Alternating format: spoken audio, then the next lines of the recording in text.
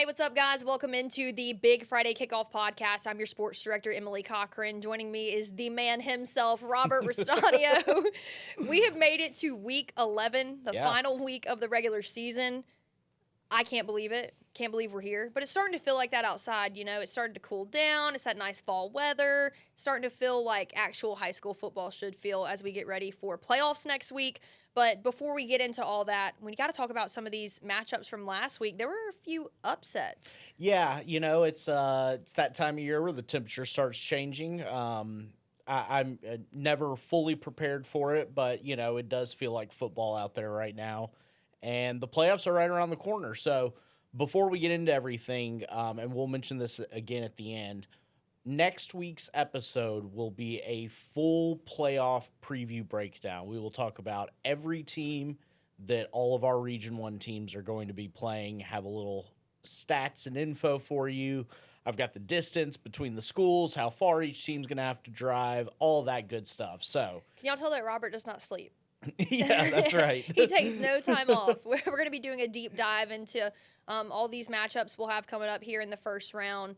Super excited for the playoffs. It's the best time of the year, but we still got one more week. We still have one more week. Yeah. A lot of non-region matchups. Yep. There are a couple region matchups, but majority of them are non-region matchups. Some of these teams aren't going to be playing teams even within Region 1. They're going to be playing teams outside of Region 1. So just, you know, a week to kind of get your bearings. I would think that it's a little bit more of a laid-back week. Probably. It's Halloween. So things could get a little spooky. We'll talk about our Big Friday Kickoff location a little later on in the show. But first, I think we should take a look back at Week 10. Sure. A lot of things went down in Week 10 that I think you and I maybe did not expect to go down. Yeah, I mean, we can start up here in 7A. Baker claiming their first region title since, what year was it? 1989. 1989. So huge win for the Baker Hornets. They took down Fairhope and secured that number 1 spot in 7A Region 1. You know, since they beat MGM the week before, that was also a huge win. And the thing is, if Baker didn't win this game against Fairhope, they would have gone down to the number 4 seed. That's right. Which I think is crazy. Very Ricky Bobby if you ain't first, you're last. Yeah, absolutely. In terms of playoff seeding, but just a huge win for them. Eric Scott in his first year as the head coach at Baker, but he's been with the program a long time. He was the defensive coordinator before they elevated him to head coach. And I got to go out and speak with him a little bit this week, and we'll get to what he had to say here in just a little bit. Our player of the week came out of Baker this week, their junior quarterback, Tate Graham. I think he was 18 of 28 passing, 335 yards, 2 touchdowns. That boy is talented. Yeah. And he's really been on the rise here in these last few weeks. And I think that Baker just has kind of surprised me. And I hate that they are surprising me because their only loss was to Daphne. Right. And looking back at it now, I mean, you take down MGM, you take down Fairhope, you're the Region 1 champion for the first time since 1989. Yeah, that's crazy. So super happy for the Baker Hornets out there in West Mobile. Just a huge accomplishment for them to wrap up, you know, what the playoff picture is going to look like, but they do still have a matchup this week against Viger, the number 2 team in 5A in the state. So we'll get to that in just a little bit. Yeah, and, you know, you mentioned this game against Fairhope. Really, Fairhope could not get anything going on the ground. I mean, 2.5 yards a carry. Trey Gardner, this was probably one of his weaker performances since they've kind of taken off. 13 for 20, 130 yards, touchdown, and 2 picks. And you mentioned it, you know, Tate Graham, over 300 yards, 2 touchdowns. Ran the ball pretty well. They had 22 carries for 113 yards.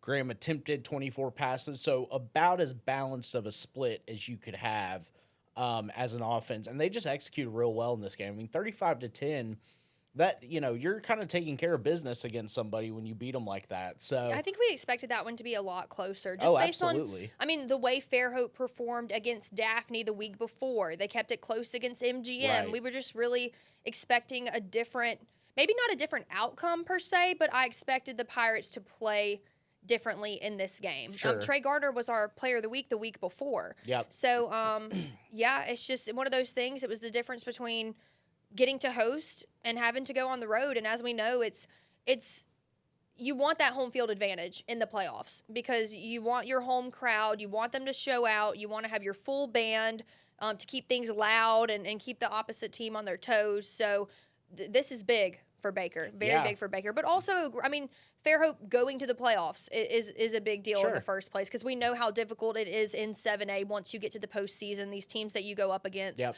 I will say this season, you and I kind of talked about it, our teams in 7A, the region that they're going up against, I think they stand a pretty good chance in the first round. Yeah, they're playing Region 4, who does not have a playoff win since 2019. I think these are the two.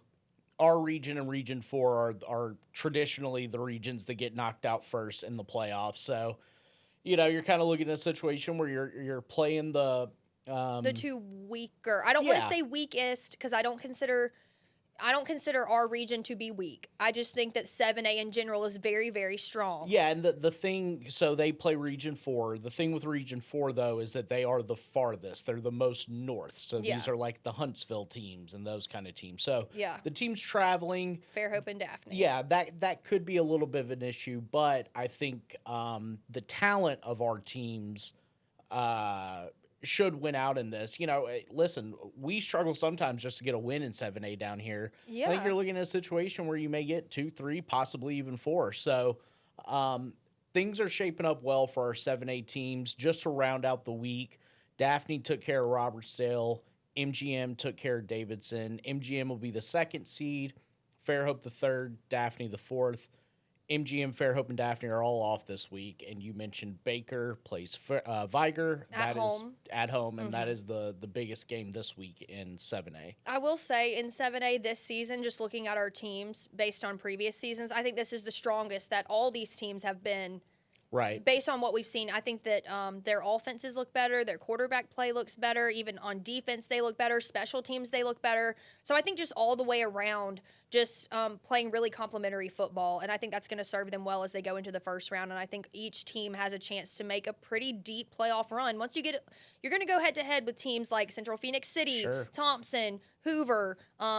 We've talked about this. The 7A is a very, very difficult region in the state of Alabama. So really wishing the best of luck to all our 7A teams and happy to get the postseason rolling. But before that, we've still got 1 week left. That's true. Yeah, absolutely. And like I said, the most of our playoff teams are off except for Baker. And I think you mentioned Eric Scott had some kind of interesting stuff to say this week about their playoff upcoming playoff run, I guess. Yeah, I did speak with head coach Eric Scott. I got to talk with Tate a little bit as well because we talked about we went out there, presented him this week's Player of the Week award. Just such a kind, talented, humble kid, and I think that he's really gotten hot at just the right time. This is where you really want to get hot. But yeah, I did speak with him, and I spoke with head coach Eric Scott as they prepare for this week against Viger, and then looking ahead to the postseason, and also what this region victory meant to him in his first year as the head coach. So let's listen to what Coach Scott had to say. It's a testament to these coaches, to the players, and to the commitment to excellence that we strive for, and just a combination of a lot of hard work that wasn't just put in on Friday night. It was put in weeks before that, years before that. This is goes back to all the people that laid the foundation here at Baker of changing the culture here, and now we're seeing the fruits of those labors. You've got Viger this week, and then you get to host a playoff game. Just talk about the mindset in the locker room right now for these guys and for you as a coaching staff. Well, right now we want to focus on finishing the season off the right way. That's the first thing, and then after that we're going to focus on the playoff game. And then we definitely want to continue to have success in the playoffs. That's been something that happened, in the past, not getting the playoff wins, but we want to continue to build on that and continue to grow that. We're excited for the playoffs. We're excited for the first round, but we also know we have one more game left in the regular season, so we're focused on Viger right now, and then after Thursday night, we'll focus on the first round. That was Baker first-year head coach Eric Scott on winning that 7A Region 1 championship for the first time since 1989, and we also got to hear from Baker Junior quarterback Tate Graham, our reigning Player of the Week. Really good sound from both of them. I'm glad I got to go out and chat with them this week. Yeah, no doubt. And, we don't have to spend too much time on their game this week. I think the big story of their season is they won region and they're going to the postseason. Viger, that's kind of a fun matchup. I mean, the number 2 team in 5A. Baker and Viger are both teams that, I haven't been down on per se, but I've been maybe a little bit down on their championship abilities. You know, I thought Viger kind of impressed me, even though it was a loss to Williamson and how close they kept it. And Baker, their run these last two weeks has been pretty impressive. So, yeah, Baker's really hot right now, though. So I think that 7A 5A discrepancy may kind of play out in this one. You know, depending on who's playing, who's not playing. You know, I could see teams benching guys this week, maybe not playing their full starters just to get rested and ready for the playoffs. Yeah, if I'm a head coach, I want to keep my guys as healthy as possible as you head into the postseason. A lot of opportunity for both teams to make a deep playoff run. I think Viger in particular, because 5A is a little different than 7A down here. 5A down here is what 7A is up there. I mean, people, when they go head to head with 5A teams down here, I mean, for example, UMS last season, they were the number 4 seed going into the postseason and ended up beating the number 1 team. So I think in 5A, anything can happen. But both of these teams, I mean, they really want to stay healthy and kind of just be good to go before they head into the first round. Sure. And that is one of our 13 Thursday night games this week, so that'll be fun. in the time that I've been here, this is historic. I've never seen. I thought it was 11. Is it 13 now? It is, yeah. 13. I guess they've moved some more, and understandably so. A lot of these teams, they want to get that game over with, have an extra day of rest. It is going to be Halloween on Friday, so I'm sure they want to give these. They're still kids at the end of the day. They're high school kids. Give them a chance to go out and do whatever it is they do on Halloween. Hopefully they're staying safe out there because the mindset needs to be focused on the postseason. Absolutely, yeah. And so speaking of the postseason, let's go ahead and shoot on down here to 6A, where this is probably the most active region last week, right? There were some matchups last week, some final scores that I was looking at during halftime alone, and I was like, oh my goodness, I can't believe this. And then you see the final, and I'm still like, oh my goodness, I cannot believe that. So let's talk about that. Yeah, so at the top, Saraland and Theodore, this was for the region championship. Saraland wins another region championship, beating Theodore 38-14. Theodore scored first in this game, and then it was pretty much all Saraland after that.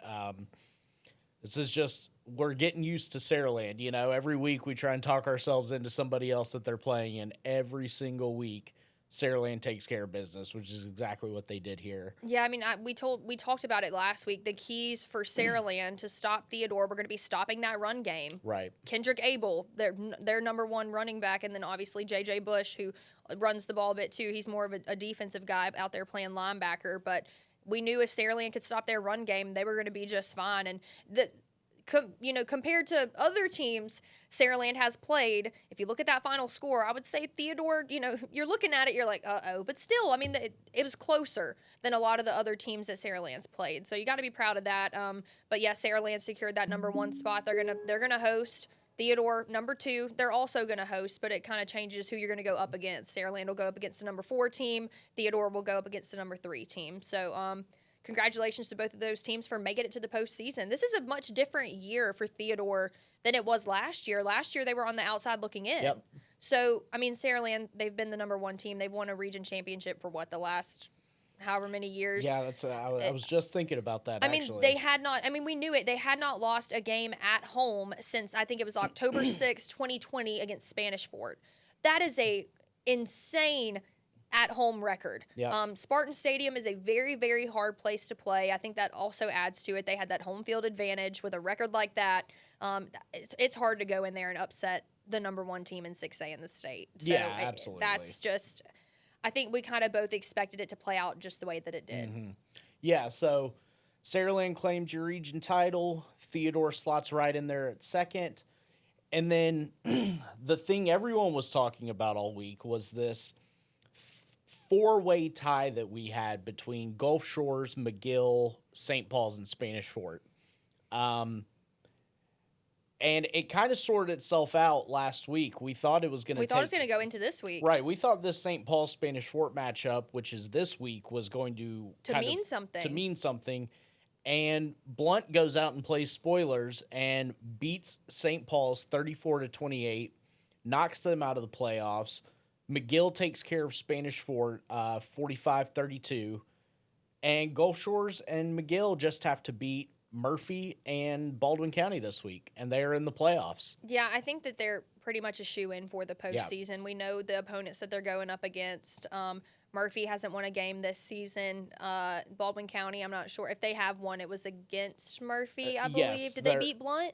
I believe so. Yeah, they're 2-7. So. Yeah, I think the one that shocks me the most in this one, I had a feeling that McGill-Tulin was going to win. I think they also are another team kind of like Baker. They got hot at just the right time, and they also played well against Daphne in their season opener. So I think that McGill has just been on the steady incline. So to see them in the postseason, I'm a little less shocked.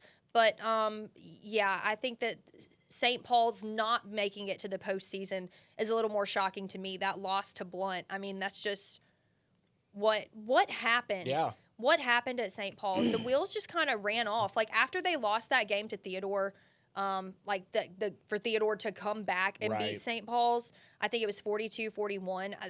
It's like that was the beginning of the downfall. And at one point in this Blunt game, Blunt was up 20-0 on them. So yeah. I mean, it was 20 unanswered points. Yeah, against a very, to me, a very talented St. Paul's team. Yeah. I don't think they're lacking talent. No. Like I'm sitting here looking at it, I'm wondering, like, okay, have there been some injuries? Like, what has changed? Where's Tank? Where's Anthony Tank Jones? Like, he's pretty much been silenced? Like, this one was shocking to me. I can't believe it. St. Paul's being on the outside looking in, and that's a program that there's a standard.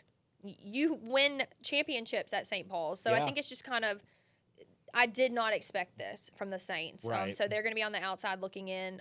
Shout out to Blunt for the upset. Yeah. Way to go, Leopards. I mean, turn up. And hey, listen, if you catch Theodore sleeping, maybe you beat two good teams in a row. Theodore plays Blunt this week. That kind of makes this Theodore Blunt game a little more interesting to me. But at the same time, I feel like Theodore played a much different St. Paul's team than what St. Paul's is putting on their product they're putting on the field now. It just doesn't look the same. And I can't pinpoint maybe what the difference is. Yeah. But you never know. That Theodore Blunt game, like you said, could get interesting. Who knows? You never know. But That's also shout out to Gulf Shores because they missed out on the postseason last year since making the jump from 5A to 6A. Yep. We know they won that state title in 5A, went undefeated that season, just had a historic season for the Dolphins. And I think that they've been really frustrated because they haven't been able to finish in those big games. They kept it close with St. Paul's. That one was 27-23, I think. Yeah, 24-20, something like that. It was a close scoring game. I think McGill-Tulin, they barely squeaked by with that win. I think that one was 10-6. So, but there were these games that they felt like they probably had in hand or had a chance to win. I think the Theodore game was 20-14. I think in the first half, Theodore put up 20 points on Gulf Shores, and then Gulf Shores came back and scored 14 unanswered points in the second half. So the 10-6 game you're thinking of, I believe that was McGill and St. Paul's. I thought McGill and Gulf Shores was 10-6. Gulf Shores won. Gulf Shores won that one 28-10. But I'm with you. I thought that was. I thought that was 10-6. I thought it was too. Hang on. Real-time fact checking. Let's hold up before you call me out. Let's get these facts straight. Real-time fact checking. Okay, it was 10-6. Well, see, look at me. Look at me knowing my final scores. I see what I did. Mm-hmm. Never mind. What do you want to say? I'm looking at something else. Anything you want to say? Yes, I apologize. See, thank you. I appreciate it. Look at me being right. I'm going to give myself a little pat on the back. I thought you were right, though. I mean, the 10-6, I was like, I'm pretty sure that was the final. That was so. Yes, and then 27-23, they lost to St. Paul's. Yes, and that one was another one we talked about. Was a close one, and there was a chance that Gulf Shores had to kind of put them away. And I think that for Gulf Shores, they kind of get into this trouble with turnovers sometimes, and they got to be more disciplined. And I think if they've done well here toward this final stretch of the season, I will say compared to all the other 6A teams, I think they've had one of the harder schedules based on their, not in the same class as far as non-region opponents. But I mean, as MGM, per 7A, se, yes. and Choctawhatchee and teams like that. I think that they just had a really, really hard schedule to come out the gate, and I think that they finished strong, and they're going to go in as that number. Are they number 3 or number 4? They'll be the 3 because they're beat the 3 McGill. Yeah, because they did beat McGill. Okay, so yeah, shout out to Gulf Shores. I just think that's a really big bounce back for them this season compared to last season. Because as we know, it's very, very hard to compete in 6A. The jump from 5A to 6A is a massive one. Yeah. So shout out to the Dolphins for being able to get it done and get into the postseason. Yeah, and one thing to watch with them is, I know in particular the St. Paul's and Theodore games, those were games where they got down early, and in the St. Paul's game, they come back, lose by 4. In the Theodore game, they cut it to 6 and then get the ball with 2 minutes to go, driving to get the go-ahead touchdown. They need to not get down so early in these games and have to like fight their way back to get into it. And if they can do that, I think they've got enough talent to win a game or two here in the postseason. But yeah, I mean, teams just get out on them so early in these games, and then they're having to fight their way back, and that's so hard to do, especially once you get later on in the year. You got to come out and you got to hit these other teams in the mouth. And it's wild to me for them to be a second half team, but I think it kind of, I mean, this isn't probably not the best example, but like Georgia is a second half team, but Georgia's a second half team that comes out and gets a win. Gulf Shores needs to, if they're going to be a second half team, they got to be a second half team that comes out and gets the win. Right. But for me in particular, I would rather see Gulf Shores come out, hit them in the mouth early. Because if you're going to be a second half team, okay, just play really well in the first half, play even better in the second half if you're going to be a second half team. We've seen the opposite with some of these other teams. They come out really, really strong and then they can't finish in the second half. So Gulf Shores, if they can iron some things out here before they head into the postseason, I think that they could be a difficult team to go up against in 6A. Yeah, I agree. So, you know, we'll keep an eye on it just in case anything weird happens. But Gulf Shores playing Murphy, McGill playing Baldwin County. Which is going to be one of our feature games this week. It will. Our Hustle and Howl will be out at the Lip for that one. Mm-hmm. Assuming those things go according to plan, St. Paul's Spanish Fort really won't have any effect on anything, but it just, from a technical perspective, there is still, it's not completely set. Yes, there's a chance. There's a very low chance. Very low chance. It's like in fantasy this week when Joe Emer texted me and sent me a screenshot of our fantasy team and what the odds were of me winning. I had 11% chance, and I texted him back and I said, "So you're saying there's a chance? Yeah, right. There's always a chance. Exactly. So you never want to 100% count a team out. But if I had my crystal ball out right now, I'd say that the likelihood of them getting into the postseason might be a 1% chance. That's right. So moving on to 5A. Another region that's set. Williamson wins the region. Viger will come in second. UMS third. Citronelle fourth. And that's one thing, Citronelle, we were kind of worried if they were going to be on the outside looking in. Yeah, well, the win against LaFleur 2 weeks ago kind of put them in the driver's seat for it. And then all they had to do was beat Alberta, which, you know, is a winless team.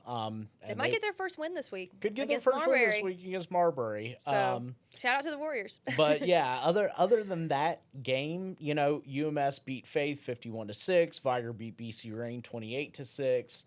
Williamson beat LaFleur 28-0. All these games kind of went according to plan to kind of put the playoff picture, or to solidify the playoff picture, I should say. Yeah, I think 5A is, like I said earlier, is one of those regions where any one of those teams can easily advance to the second round because they are, but there's just so much talent down here in 5A. I think that Williamson is on track to probably win a state title. Yeah. Isn't this their first region champion, or is this this year's the first time they've ever been ranked number 1 in the state? Yes, in the history of the program. Yeah. So they've just been playing lights out. The Lions have had a heck of a season. We've talked about it. That defense, pretty much untouchable. Yeah. So I feel bad for any team that has to go up against that Lions defense. So yeah, I expect them to pretty much coast through the postseason. I could definitely see there's a scenario in which Williamson and Viger have to meet again, and we know that it's very hard to beat a team twice, but Williamson looking as good as they do, I just don't think they're going to have a problem.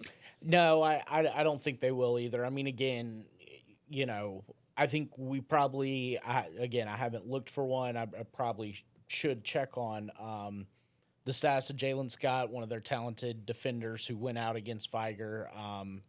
They had him in Was it a shoulder? Yeah, it looked like it was a shoulder. So depending on his status, that certainly does hurt their offense. Yeah, and their defense. Yeah, I know he plays on both sides, but yeah. So we'll see. You know, we'll see if he's good to go. I know he was just up in Auburn. So I wonder if he had the sling on in Auburn.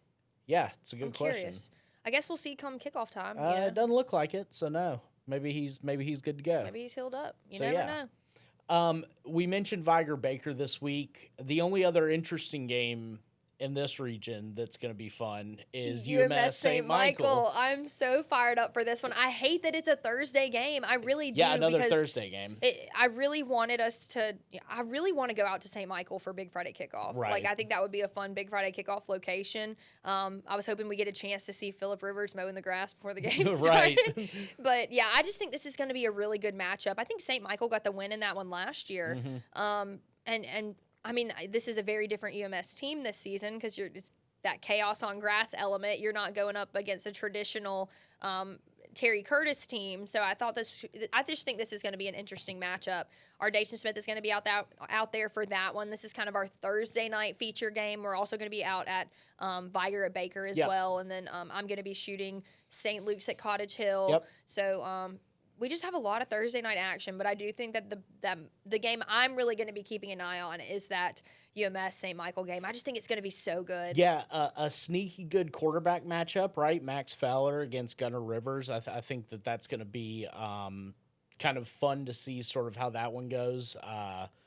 Again, you mentioned the chaos on grass. If there is one team that can put up points, it is St. Michael. So if a lot. UMS can execute some of the stuff that they like to do, I mean, this game could go into the 50s, you know? Yeah, I mean, this could end up being a track meet. You never know. I mean, this could get interesting. I mean, I think Gunnar Rivers the numbers he's put up this season on offense is just absolutely insane. Yeah. And they have a lot of talent all over the field on offense.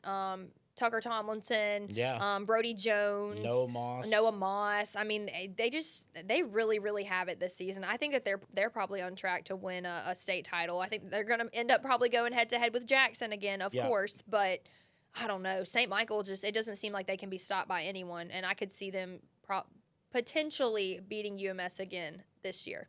Yeah, absolutely. So yeah, that'll be a fun one on Thursday. I think that's going to have a lot of eyeballs on it, you know. Absolutely. Doesn't have a ton of postseason ramifications, but it should be just a really fun game and a really fun matchup. So, speaking of St. Michael's, they win Region 4. Is this their first region championship? I believe so, yeah. Phillip Rivers in his... 6th year? Is it 6? Yeah, I think... Boy, we're really doing some research on the fly here this week. I love that you're doing I'm spitting out the numbers with confidence, and he's just double checking. So that is kind of what's. I mean, honestly, like if I come back right about this, like I feel really proud. 5th season, yes. This is St. Michael's first region title. Okay, but this is Phillip Rivers' 5th season. Yes. How long is the program been around? 6 years, or has that been around the 5? No, as far as football, I mean, this is not the school. Right? No. It's been 2, 4, 9. Okay. Yeah, since 2017, I guess. So. I was a sophomore in college. There you go. Anyways, just down there, hotty-toddying it up. No, that's when I was playing soccer at Perk. Oh, okay, there you go. Yeah, MGCCC in the blue, baby. Hey, there you go. Turn up. Okay. I'm a JUCO product. Okay, shout out to JUCO. Hey, don't sleep on those JUCO products, okay? No, I'm not. I like Last Chance U. Okay. Yeah, all right. Anyway, St. Michael, on. They claim the region title here in 4A. We knew it would be either them or Jackson. They beat Jackson a few weeks ago to kind of put themselves in the driver's seat. Yeah. They wrap up region play with a big win against Orange Beach, 49-7. Jackson finishes second, wrapping up their region play against Satsuma, 49-14. And probably the biggest game last week in 4A, W.S. Neal Mobile Christian. I shot this one. You did. W.S. Neal claims the win, 35-22. They will be the 3 seed, and Mobile Christian will be the 4 seed. It was interesting. It was a little back and forth there for a while. Yeah, it got into some turnover chaos there towards the end of the first half. I mean, it was interesting. It was definitely interesting. I was on Mobile Christian's sideline and just kind of hearing them the chatter on the sideline. It's always fun when I get to be out there on a Friday night and I get to actually be there and feel it. You want to say what you heard? I can't. I'm gonna respect the Leopards on that one. I just thought it was funny. It's coach speak. You know how they are on the sidelines. I get it. Yeah. They're fired up. I'm gonna let them, have their them do their thing. Let them have their Friday night moment. Yeah. So you wouldn't want to hear what I had to say when I was going up against teams playing soccer. So I'll respect them on that. So those are your 4A playoff teams: St. Michael, Jackson, W.S. Neal, Mobile Christian. They're all off this week except St. Michael and UMS, like we mentioned, and then W.S. Neal playing in the Battle of Murder Creek against T.R. Miller, and I think we'll be at this game. I am so excited to go up here for this. I think that it's just such a perfect place to go because it's also Halloween. So it's like that spooky matchup, Battle of Murder Creek. Yeah. Kip saying that like earlier this week just makes me laugh. These two teams have been playing each other since 1946. It's kind of funny because it reminds me a lot of I grew up going to Gaucher High School, and our main rival is Pascagoula. And before Gaucher was even a thing, that whole area was just Pascagoula High School. And then eventually it got to be so big that they had to split it, and then it became Gaucher and Pascagoula. Very similar. This is what it's going on between T.R. Miller and W.S. Neal. Right. T.R. Miller started in 1926.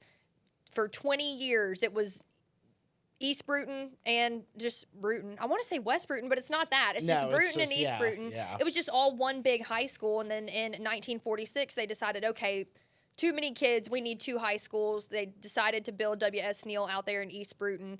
And 1946 was the first time that T.R. Miller and W.S. Neal played, and it became a huge rivalry. It's the Battle of Murder Creek because Murder Creek separates them.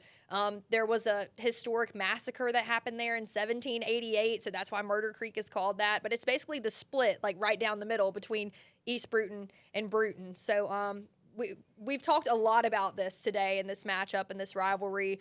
I think that historically neither one of these schools like one another. You go from all going to school together to like there's a line that separates you.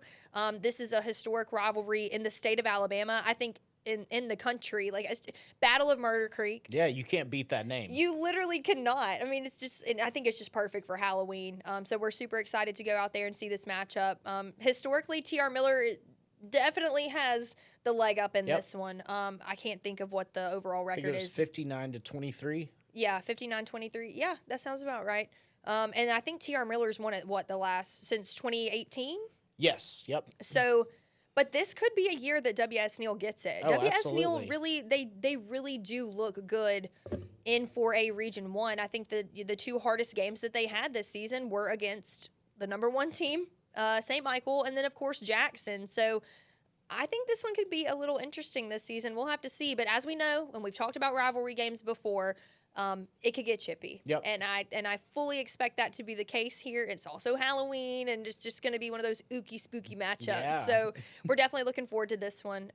I've never been up here. I've never been to W.S. Neal at all before. I've been to T.R. Miller, never been to W.S. Neal. So I'm excited to go up there for the first time and get to experience this rivalry. We've talked about it since I've been here, but actually getting to be up there and experience it, I'm excited for that. Both teams under first-year head coaches, Ronnie Cottrell at T.R. Miller, Mike Sims at W.S. Neal. So I just think this is going to be a really good one. And me and Nick and all of us were fired up for it. Yeah, so that will be our big Friday kickoff game. We will be live out there during our 4 and 5 o'clock newscast. Don't want to step on some of our stuff too much, but we will have a full history of Murder Creek and the rivalry, the massacre, when it started, all that good stuff. So yeah, I'm fired. I got you a history lesson. Yeah, I'm ready to go. Yeah, I've been studying. It's gonna be Emily's history corner this week on Big Friday Kickoff. I'm taking over Hal's thing. It's not Hal's history. It's Emily's history this week. Right. Well, speaking of T.R. Miller, I guess we can go ahead and take a look down here at 3A.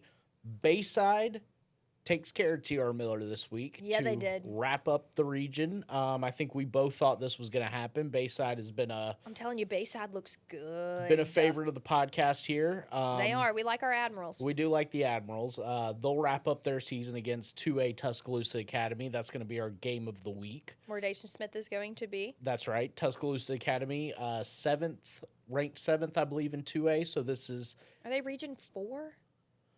2A Region 4? I think so. Okay. Yeah. But either way, 2 top 10 teams in separate classifications. So, Could be a good one. You never know. Should set up to be a good matchup. Cottage Hill took care of Flomaton 13-7. They will finish second in the region. That one was closer than I kind of thought it would be. I thought it would be close. Did you? Yeah, because you've been big on Flomaton since the season started, and then because I respect the Hurricanes. Well, then we sent Dacian up to Flomaton to see Bayside take them on, and what was the final score in that one? Listen, exactly. It doesn't matter. That's okay? all right. That's fine. Hurricanes, I see you out there. Okay. Uh-huh. So, but anyway, Cottage Hill will finish second in the region. They will wrap up with St. Luke's, who just got booted out of the playoffs by Chickasaw. So yeah, they did. And the Chieftains have not played a game at home at all this season. They've had to play. They've had to play all their home games, I believe, at Satsuma. Right. They've had no home field advantage, and they've kind of snuck their way into the postseason. Yeah. So shout out to the Chieftains. And then we mentioned TR Millard. They'll finish third here in 3A, and Flomaton will finish fourth. They wrap up with Northview, a Florida team. So couldn't really tell you much about them, but Flomaton's in the playoffs anyway. So I mean, I will say Florida has some really top talent over there. They compete well against our teams. I mean, we know Chalk-Tahatchee going head to head with Gulf Shores. Right. MGM plays pace for the last 2 seasons, at least from what I can remember. So Florida teams are not teams to be messed with. So we'll have to see how that one plays out. Yeah, that's true. So Bayside Cottage Hill will be hosting playoff games. Shout out to Cottage Hill, because that program has seen a lot of growth from last season to this season to be the number 2 seed going into the postseason. I mean, that's great for them. Shout out to the Warriors. Yeah, no doubt. So those are your 3A teams. Let's just go ahead and move quickly on to 2A, because there are some good matchups here this week. Clark County is your region champ, beating Washington County last week, 34-21. JU Blackshear wrapped up their region play against Bayshore. They will be your second seed. So those two will be hosting games in round 1. And then Washington County, and we just mentioned them, Chickasaw, wrap up as 3 and 4. Clark County this week plays Thomasville. Do you know the name of the rivalry between Thomasville and Clark County? No, I don't, but I bet you Shelby Myers does. I bet she does too. It is the Backyard Brawl. The Backyard Brawl? Yeah. I love that. So we got the Backyard Brawl this weekend. This is on a Thursday also. Every good game this week is on a Thursday. I know. It's basically like a big Friday kickoff on a Thursday. Like big Thursday kickoff. But I think we're going to send Hayden up there. Potentially. We hope. We're trying to get to this game because, I mean, you get something like the Backyard Brawl, you got to go to it. I mean, for some reason, when I think Backyard Brawl, I feel like at the concession stand there might be some barbecue.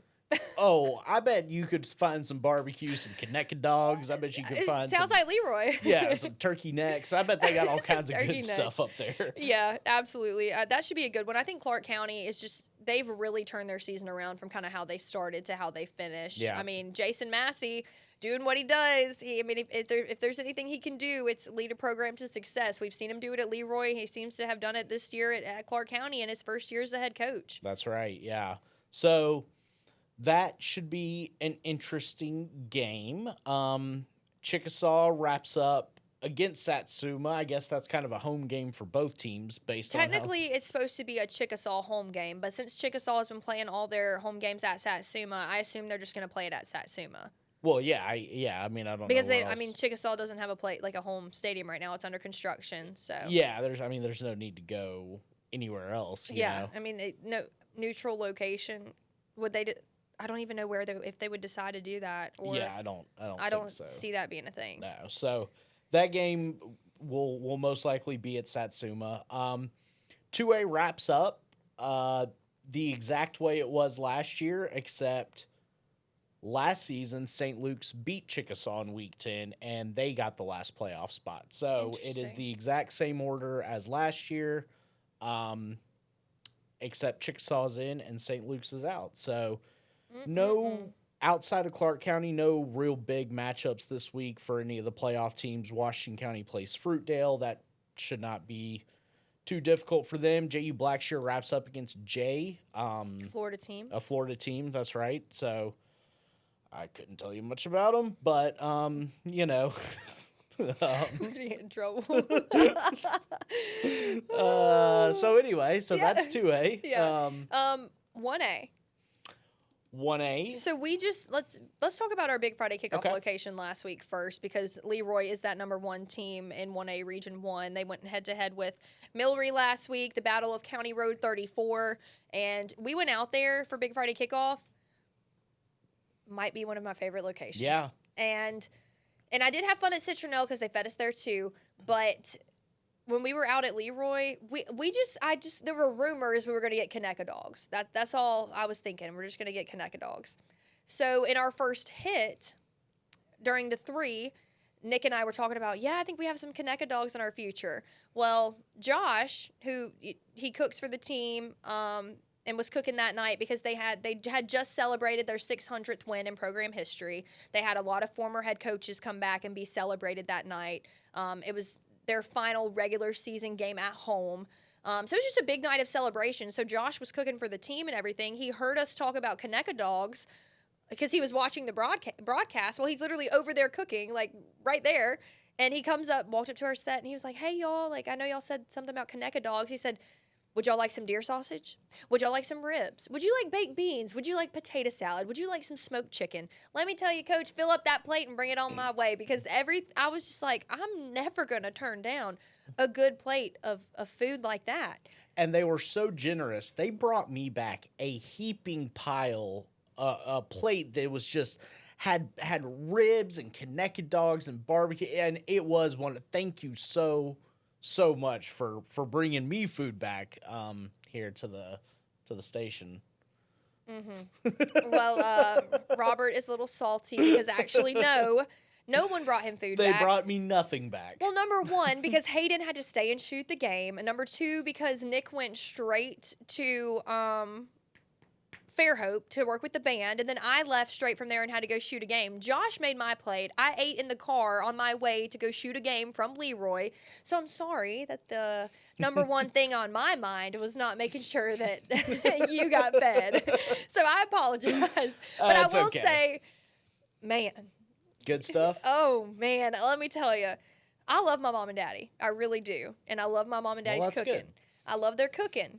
My brother can cook too. I love the way they cook. But Mr. Joshua, I ain't had nothing like that. The ribs alone, and shout out to Grill Billy's too, because Grill Billy's has really good ribs. Yes, yes. But Mr. Joshua's ribs, they were good. Okay. They were a contender. I'd like to see them go head to head in a cook-off. One Fox day 10. we could, hey. What if we had like a Fox 10 tailgate cook-off or something? We need to talk to both schools and have them schedule a game against each other. Yes. Citronelle and Leroy. Yeah. That could be a good one. Yeah, heck yeah. And we go out there for Big Friday Kickoff. I mean, Citronelle's played Millry the last 2 seasons. So. Yeah, so why not? Yeah. I'm going to talk to head coach Chan Lowe about this. Yeah, make it happen. I'm going to talk to, actually, I'm loving this more and more, because I love when we go out to a Big Friday Kickoff location and we get fed. That's right. I mean, that's a sure way to keep us coming back. The weight of my heart is through my stomach. So yeah, we really did just have a blast out there at Leroy. And I knew this, but being out there all day that day, they just make you feel like you're right at home. All the people there, you come up and talk to us, and they're so kind. And I love Coach Lowe. I love his coaching staff. I will say, we had to battle some bugs out there. Oh, yeah. Bees in particular. And poor Nick, before we even went through our first hit, I'm allergic to wasps, okay? So anything that stings gives me anxiety. Yeah. So we're getting ready to do the 4 o'clock, and a bee landed on me. And thank God we weren't live, because I lost it. And Nick was like, if we go live, you can't do that. Right. I was like, Nick, I can't control it. Like, my soul leaves my body. Yeah. I really cannot control it. So I was just like, what are we going to do?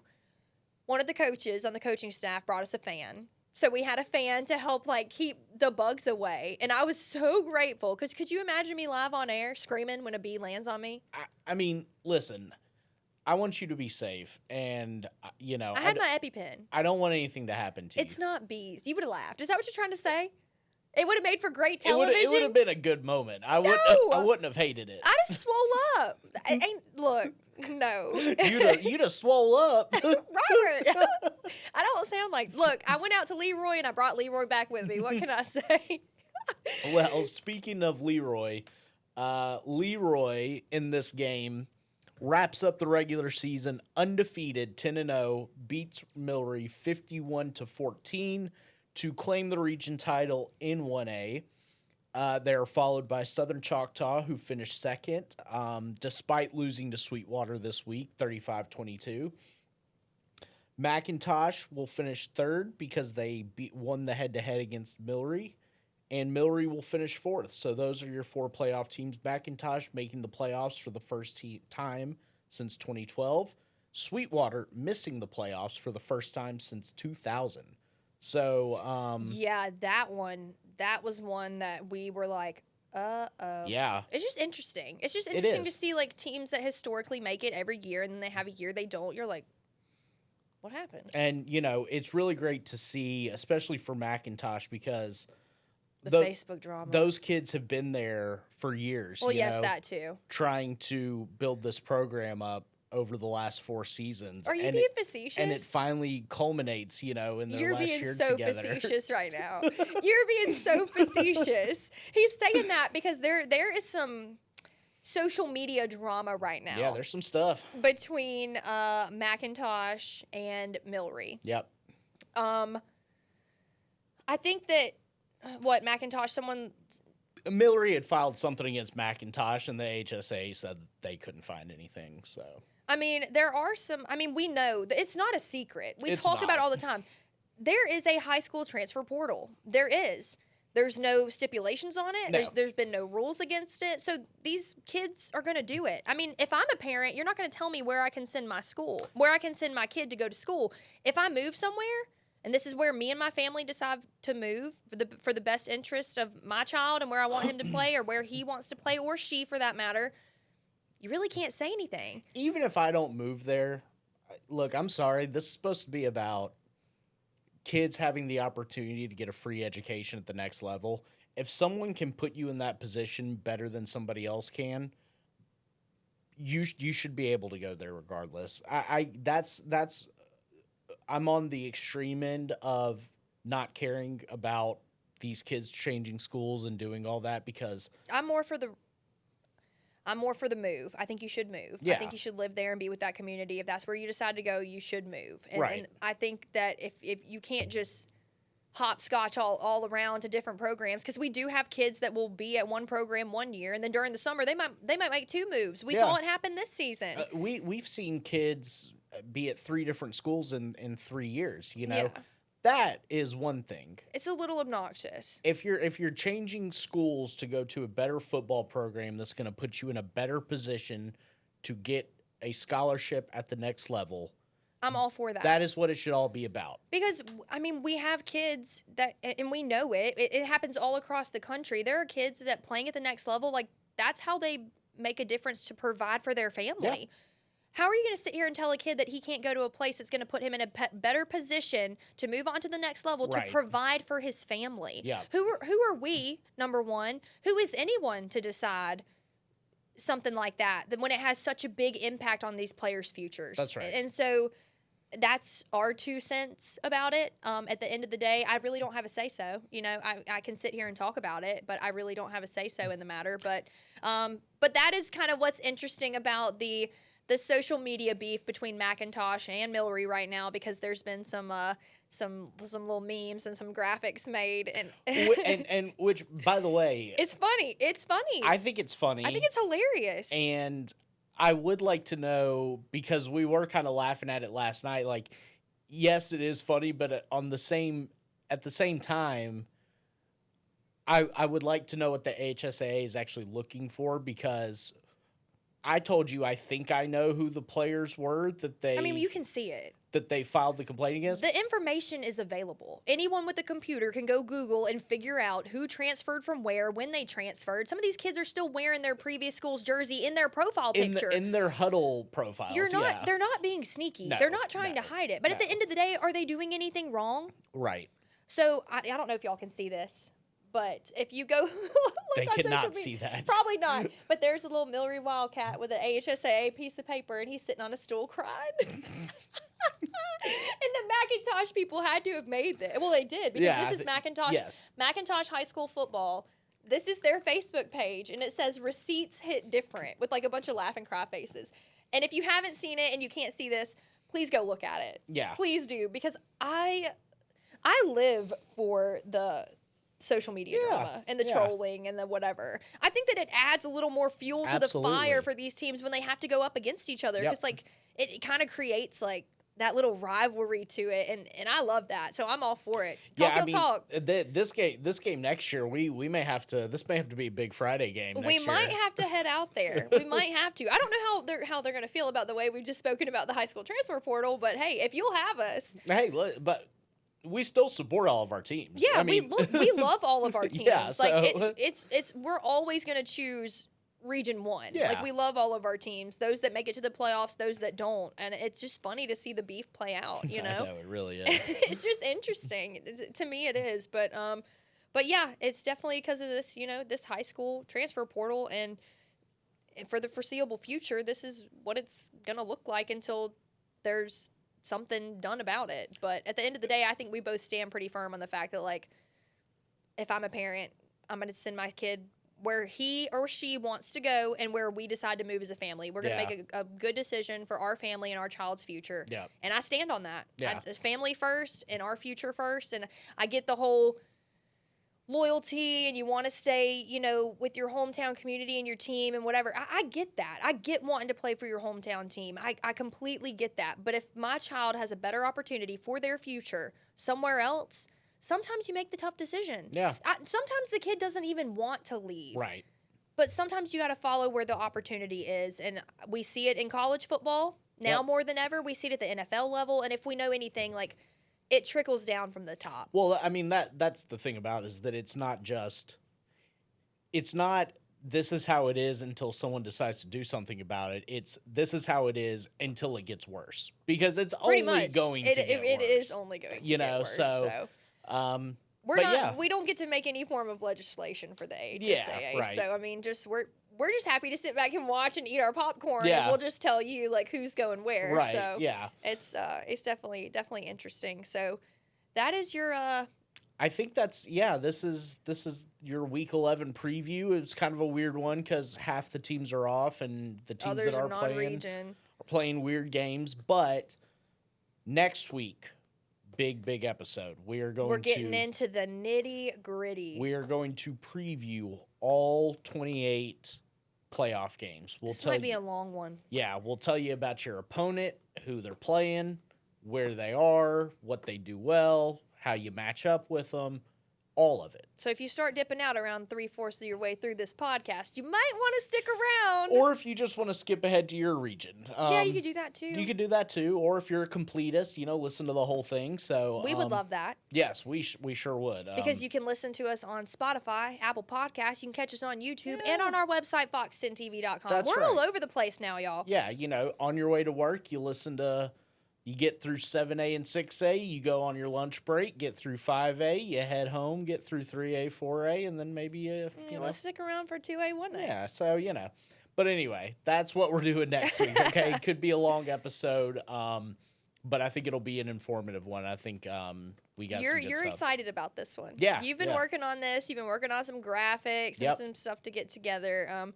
We're just in the best part of the season. Yeah, this is the fun stuff. This is literally what you work all season for, to get to the postseason, to get the chance to just get there. Because once you get to the postseason, you're 0-0. Like, it doesn't matter what you've won or what you've lost. Like, you get the opportunity to be here, and it's win or go home. Yep. And so, my favorite part, we literally work all season long and watch these teams and keep up with you guys to see who's going to make it to the postseason. Right. We start talking about playoff potential teams week 1 before we even get to week 1. We talk about it all summer. So during the season, we're always looking at the playoff picture. This is what could happen, and if this team beats this team, and we're there now. Yep. The teams have beaten the teams. The teams that have lost have lost. I mean, we're there. Yep. This is it, and I think a lot of our teams in Region 1 have the potential to move on and win a state title, and that's another thing maybe we'll talk about next week. Is like, who we could see from each region with the greatest chance to win a state championship. And I think we've got some heavy hitters in our region this year that have a lot of potential to do that. Yep. So we will have that coming for you next week. Yeah, that's about all I got, Emily. You want to get us out of here? Yeah, absolutely. Make sure y'all tune in tomorrow night for all your Thursday night highlights. We're going to have a few big ones right here on Fox 10. And then on Friday, our coverage starts at 8 in the morning. And then me and Nick will be live from WS Neal for the Battle of Murder Creek on this Happy Halloween. Whoa, I'm so excited for this. I can't wait. She has been a dork all day about this game, by the way.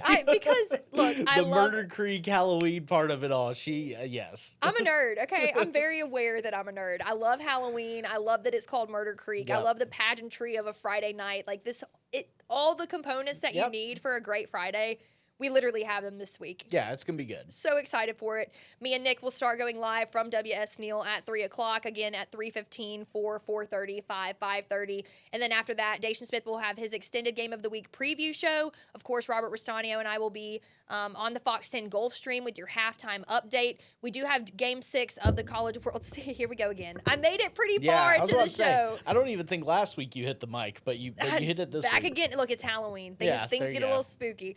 But we do have Game 6. Go ahead. No. Go ahead. Finish. We do have Game 6 of the College World Series, so we could go on a little late on Friday. Yep. But that's okay. Make sure you tune in for all the top highlights, all the top plays, Game of the Week, Hustle and Hal Sherrick. I might be shooting a game. I might not. Hayden's going to have your big Friday kickoff game. Yep. So, and then we'll have the Thursday night action too again on Friday in case you miss it tomorrow night. That's right. So a lot of good stuff coming your way. I hope y'all all have a happy Halloween, and we will see y'all tomorrow night.